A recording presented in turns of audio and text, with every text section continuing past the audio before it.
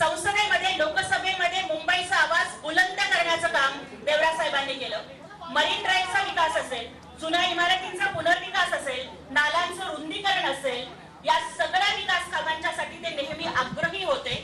जब भी कभी मिलिंद जी देवरा साहब बोलते हैं तो सभी हमारे व्यापारी बांधव सुनते हैं और अभिजनांपासून बहुजनांपर्यंत एका छोट्याशा खोक्याधारकापासून ते डायमंडच्या व्यापाऱ्यापर्यंत सगळ्यांना सोबत घेऊन चालणारं, सर्व समाज घटकांना सोबत घेऊन चालणारं नेतृत्व म्हणजे मिलिंदजी देवरा साहेब आहेत। ते दक्षिण मुंबई या व्हीआयपी सह श्रमिक वर्गाचं प्रतिनिधित्व करतात आणि सगळ्यात महत्त्वाचं म्हणजे ते अमेरिकेमधल्या बोस्टन विद्यापीठाचे पदवीधर आहेत।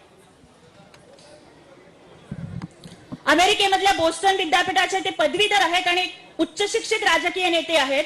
असा एक सुसंस्कृत आणि सुशिक्षित चेहरा जे संरक्षण मंत्रालय समितीचे सदस्य होते, केंद्रीय शहर विकास समितीचे सदस्य होते, संयुक्त कोषाध्यक्ष म्हणून काँग्रेसची जबाबदारी ते पार पाडत आहेत आणि त्याचबरोबर माजी मंत्री म्हणून इन्फॉर्मेशन एंड टेक्नोलॉजी, शिपिंग या सगळ्या क्षेत्रामध्ये त्यांनी योगदान दिलंय। अगर इनकी शख्सियत के बारे में कहना ही होगा तो सिर्फ 2 लाइन कहूंगी कि मेरी शख्सियत नहीं किसी तलवार तख्तो ताज की मोहताज। मिलिंद जी देवरा साहब के लिए कि मेरी शख्सियत नहीं किसी तलवारों तख्तो ताज की मोहताज, मैं तो अपने हुनर से लोगों के दिलों पर राज करता हूं।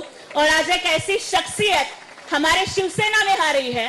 आजच राहुल जी गांधींच्या भारत जोडो न्याय यात्रेची सुरुवात होतीये, पण तुम्ही अन्याय करताय। न्याय फक्त महाराष्ट्राला एकनाथजी शिंदे साहेब देऊ शकतात, म्हणून आज शिवसेनेचा भगवा झेंडा आज देवरा साहेब खांद्यावर घेत आहेत। ज्या काँग्रेसनी 22 जानेवारीला रामजन्मभूमीचं उद्घाटन होत आहे, रामलल्ला विराजमान होत आहेत, पण रामजन्मभूमीच्या उद्घाटनाचं आमंत्रण ज्या काँग्रेसनी नाकारलं, त्या काँग्रेसला नकार देऊन देवरा साहेब आज इथे येत आहेत आणि सांगतायत की जो राम का नहीं वो किसी काम का नहीं।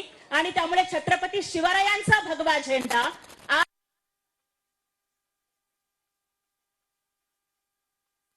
खूप वेगळा, क्योंकि आज यहाँ पे हमारे साथ हम देख रहे हैं कुछ हीरे आए हैं, कुछ मोती आए हैं, कुछ सोना आया है, मेटल भी साथ में आया है और सभी धर्म और सभी समाजों के लोग यहाँ पर आए हैं।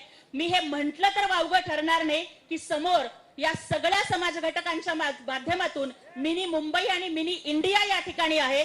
तर पुन्हा एकदा जोरदार टाळ्या आपण वाजवूयात आणि मी विनंती करते शिवसेनेचे मुख्य नेते, महाराष्ट्र राज्याचे लाडके मुख्यमंत्री, सर्वसामान्यांचे मुख्यमंत्री, अनाथांचा एकनाथ, आदरणीय मुख्यमंत्री साहेब डॉक्टर सन्माननीय एकनाथजी शिंदे साहेबांना की त्यांनी आदरणीय माजी मंत्री सन्माननीय मिलिंदजी देवरा साहेब यांच्या खांद्यावरती भगवं उपर्ण घालून हातामध्ये हिंदुत्वाचा, छत्रपती शिवरायांचा, प्रभू श्रीरामांचा भगवा झेंडा देऊन त्यांचं शिवसेनेमध्ये स्वागत करावं।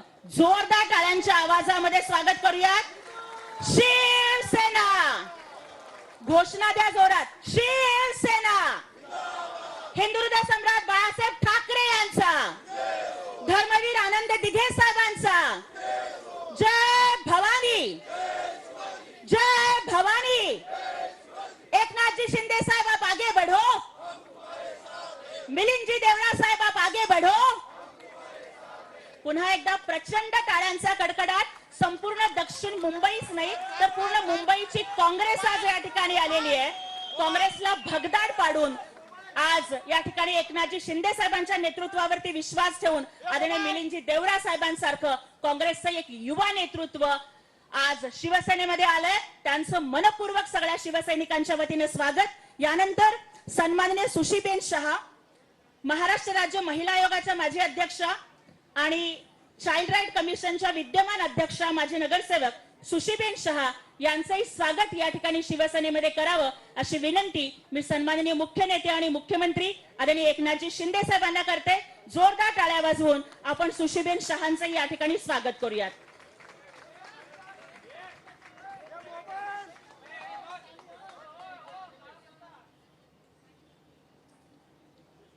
त्यानंतर सन्माननीय सुनीलजी नरसाळे साहेब, माजी नगरसेवक आणि vice president of Mumbai Congress, हे सुद्धा शिवसेनेमध्ये प्रवेश करत आहेत सन्माननीय एकनाथजी शिंदे साहेबांच्या नेतृत्वावरती विश्वास ठेवून। त्यांचंही या ठिकाणी स्वागत करावं अशी विनंती मी सन्माननीय मुख्यमंत्री महोदयांना करते. सुनीलजी नरसाळे माजी नगरसेवक आणि उपाध्यक्ष,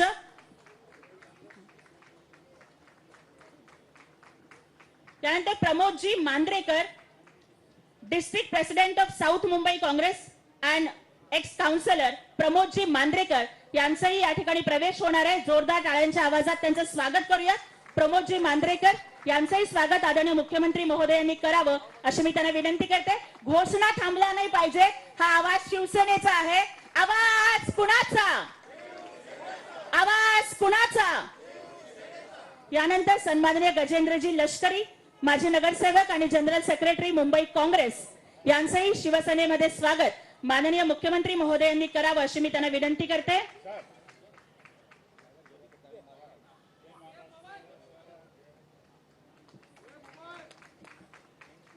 टाळ्यांचा आवाज खूप कमी येतोय. तालियों की आवाज बहुत जोर से आनी चाहिए.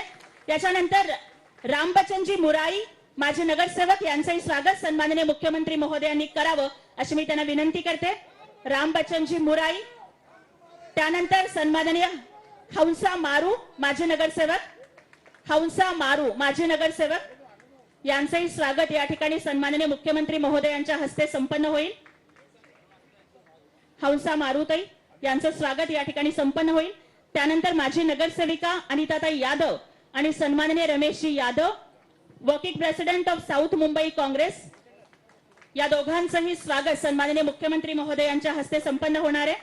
माजी नगरसेविका अनिताताई यादव आणि सन्माननीय Rameshji Yadav working president of south Mumbai Congress. यानंतर सन्माननीय Prakashji Raut general secretary Mumbai Congress. Prakashji Raut general secretary of Mumbai Congress यांचेही स्वागत सन्माननीय मुख्यमंत्री महोदयांच्या हस्ते संपन्न होईल. इसके बाद मैं मंच पर आमंत्रित करना चाहूंगी